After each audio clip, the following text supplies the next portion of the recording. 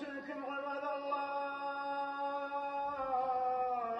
وإياي أولا بتقوى الله تعالى فاتقوه وأطيعوه إن الله مع الذين اتقوا والذين هم محسنون.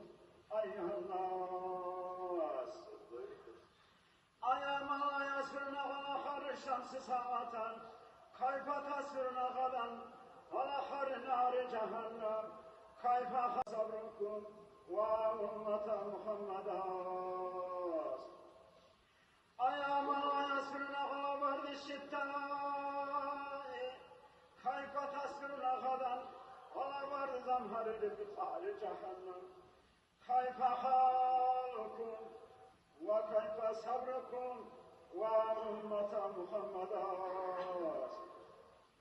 أيا من لا يسرن على الانفلات